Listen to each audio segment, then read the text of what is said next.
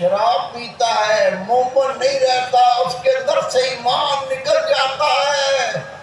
رسول کریم نے فرمایا جب مومن چوری کرتا ہے مومن نہیں رہتا، اس کے اندر سے ایمان نکل جاتا ہے۔ اللہ کے محبوب فرماتے ہیں جب مومن ڈکیتی کرتا ہے مومن نہیں رہتا، اس کے اندر سے ایمان نکل جاتا ہے۔ رسول پاک نے فرمایا جب مومن زنا کرتا ہے وہ مومن نہیں رہتا، اس کے اندر سے ایمان نکل جاتا ہے۔ اگر سچی توبہ کر لے اللہ ایمان لوٹا دیتا ہے، اللہ ایمان واپس کر دیتا ہے۔ اگر توبہ نہ کرے تو ایمان سے محروم مر جاتا ہے۔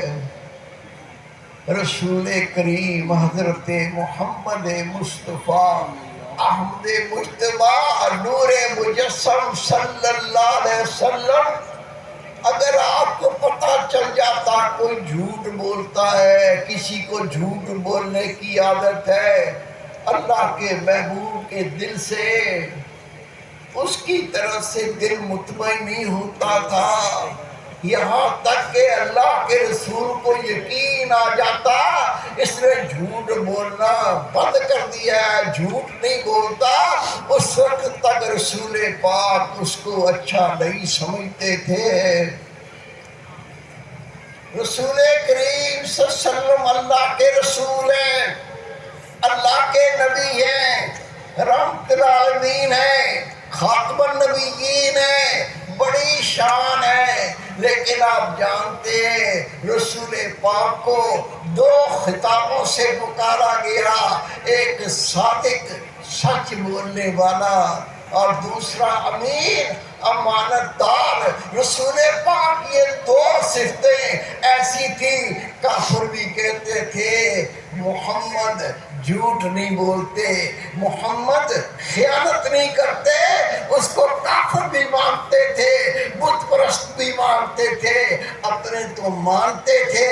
یہ اتنی بڑی صفت ہے، اگر مومن سچ بولتا ہے رسول کریم صلی اللہ علیہ وسلم فرماتے ہیں جب مومن سچ بولتا ہے اور سچ کا ارادہ کرتا ہے کہ میں ہمیشہ سچ بولوں گا، رسول پاک فرماتے اللہ تعالیٰ اس کو سچوں میں لکھ دیتا ہے، سچوں میں لکھ دیتا ہے۔ یہ سچے کون ہوتے ہیں؟ یہ خود تو اللہ کی اطاعت کرتے ہیں۔ سچے کون ہوتے ہیں؟ یہ تو اللہ کے پیارے ہوتے ہیں۔ سچے کون ہوتے ہیں؟ یہ اللہ کے ولی ہوتے ہیں۔ لیکن سچوں کا حال یہ ہے جو سچوں کے صحبت میں جاتا ہے، سچوں سے محبت کرتا ہے، وہ بھی اللہ کا ولی بن جاتا ہے۔ سچ اتنی بڑی چیز ہے۔ نبی کریم صلی اللہ علیہ وسلم نے فرمایا مجھ سے 6 باتوں کا وعدہ کرو، 6 باتوں کا مجھ سے وعدہ کرو، میں محمد تمہیں جنت کی ضمانت دیتا ہوں۔ سب سے پہلے فرمایا ہمیشہ سچ بولو، جھوٹ نہ بولو۔ ہم سمجھتے ہیں جھوٹ بولنے سے فائدہ ہوتا ہے اس لیے جھوٹ بولتے ہیں، لیکن رسول کریم صلی اللہ علیہ وسلم فرماتے ہیں جھوٹ بولنے سے ہو سکتا ہے تھوڑا بہت فائدہ ہو جائے، لیکن وہ تیرے کاروبار کو برباد کر دے گا، تیرے کاروبار کو تباہ کر دے گا۔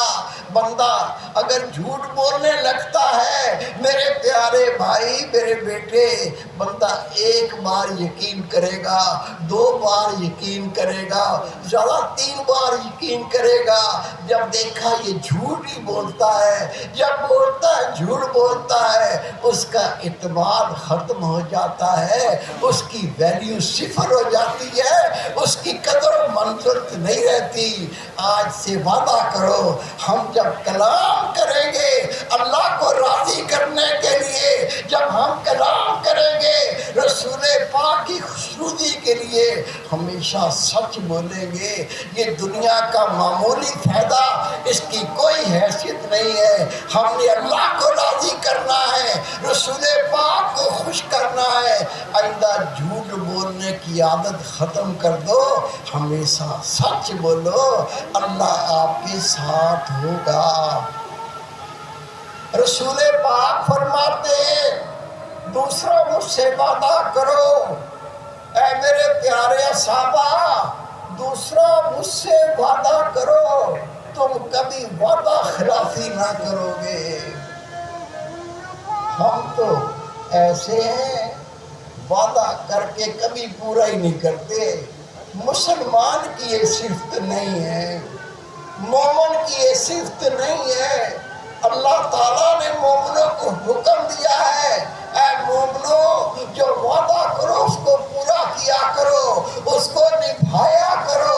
رسول پاک صلی اللہ علیہ وسلم آپ سے ایک شخص نے کہا یا رسول اللہ میں کل آپ کو فلاں مقام پر ملوں گا۔ نبی پاک نے فرمایا آپ مجھے وہاں پاؤ گے، میں آؤں گا۔ وہ بھول گیا، سارا دن گزر گیا، رسول پاک انتظار کر رہے ہیں۔ دوسرا دن آ گیا، اللہ کے رسول انتظار کر رہے ہیں، وہ بھول گیا نہیں آیا۔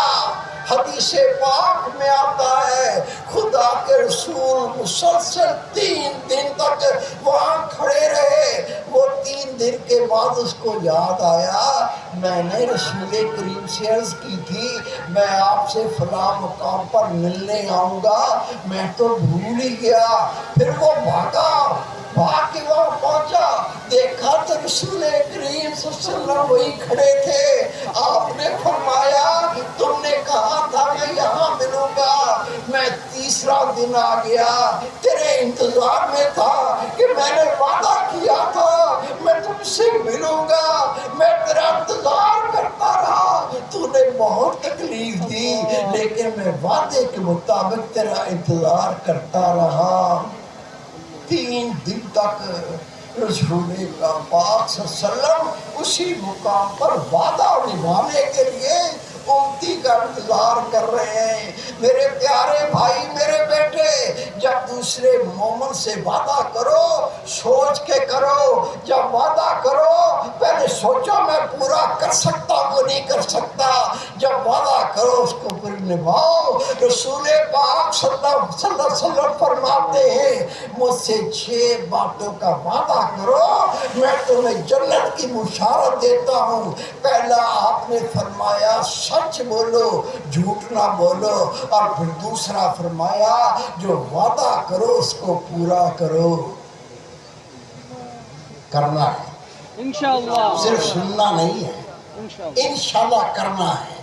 دل میں صاف ارادہ کر لو اب میں کسی کو دھوکہ نہیں دوں گا، میں نے تو اللہ کا کلمہ پڑھا ہے، میں رسول پاک پر ایمان لایا ہوں، میں اپنے دین کو بدنام کرتا ہوں، یہ کیسا میں نے دین اپنایا ہے۔ آج سے دل میں پکا ارادہ کر لو آئندہ میں جو وعدہ کروں گا میں انشاءاللہ اس کو پورا کروں گا۔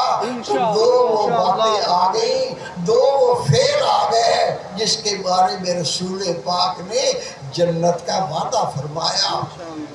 تیسرا نبی پاک فرماتے ہیں تم مجھ سے پرامس کرو، تم مجھ سے وعدہ کرو امانت میں خیانت نہیں کرو گے۔ امانت انسان کی بھی ہوتی ہے اور امانت اللہ کی بھی ہوتی ہے، اس کو سمجھو۔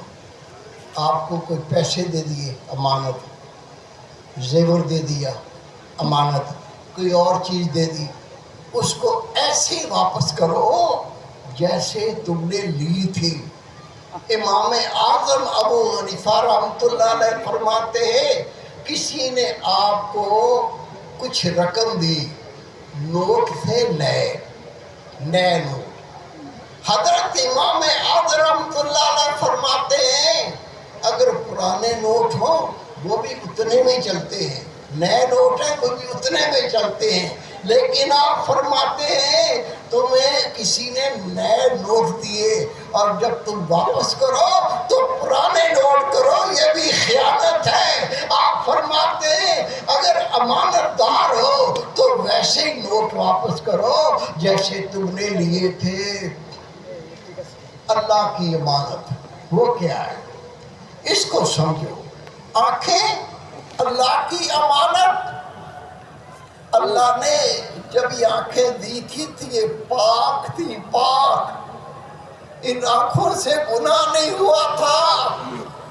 اگر ان آنکھوں سے کسی کی ماں بہن بیٹی کو شہوت سے دیکھو گے، گندی نظر سے دیکھو گے، رسول پاک فرماتے ہیں آنکھوں کا زنا، اس کے نامہ اعمال میں زنا کا عذاب لکھ دیا جاتا ہے. نبی پاک فرماتے ہیں جو آنکھیں غیر عورت کو شہوت سے دیکھتی ہیں، روز قیامت ان آنکھوں میں شیشہ پگھلا کے ڈالا جائے گا، آنکھیں پھٹ جائیں گی. اللہ پیدا کرے گا، پھر اس کی آنکھوں میں شیشہ ڈالا جائے گا، یہ آنکھیں پھر پھٹے گی. نبی پاک فرماتے ہیں لوگ دیکھ کر پریشان ہوں گے، اس کی آنکھیں بار بار پھوڑی جاتے ہیں، اس نے کیا کیا؟ اللہ کے ملائکہ کہیں گے یہ غیر محرم عورتوں کو شہوت سے دیکھتا تھا، گندی نظر سے دیکھتا تھا، یہ آنکھوں کا زنا ہے، اس کو یہ عذاب دیا جاتا ہے.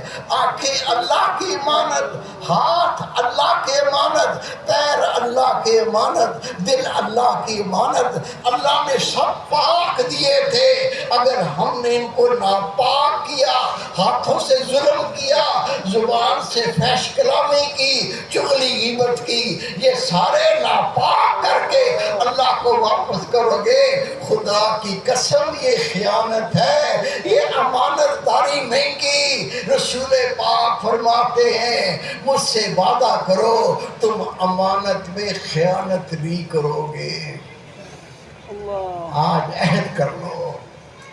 اللہ نے جتنے عذاب دیے تھے پاک تھے، ہم ان کو گندا نہیں کریں گے، ہم ان کو خراب نہیں کریں گے، ہم ان عذاب سے گناہ نہیں کریں گے تاکہ گناہ کرنے سے ناپاک ہو جائیں، اللہ کی امانت میں خیانت ہو جائے.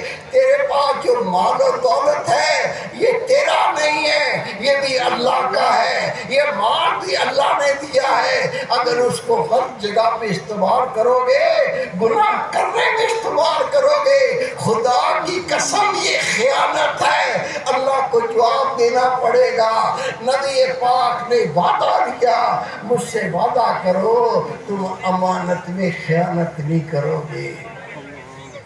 کرتے ہیں وعدہ انشاءاللہ. اب ہم نے امانت میں خیانت نہیں کرنی. رسول پاک فرماتے چوتھا مجھ سے وعدہ کرو اپنی زبانوں کی حفاظت کرو گے. چوری، نبی پاک فرماتے جو چغل خوری کرتا ہے وہ حرام کا تخم اپنے باپ کا نہیں. کتنا بڑا گناہ ہے غیبت. رسول پاک فرماتے ہیں غیبت زنا سے بڑا گناہ ہے. غیبت کیا ہے؟ کسی کی برائی کرنا.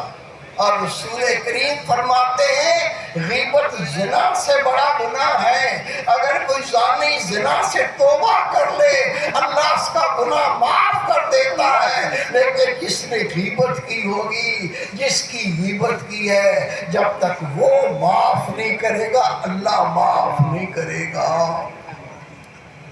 فحش کلامی، گندی گندی باتیں کرتے ہیں، فحش کلامی کرتے ہیں، تیری ماں تیری بہن گندی گالیاں دیتے ہیں.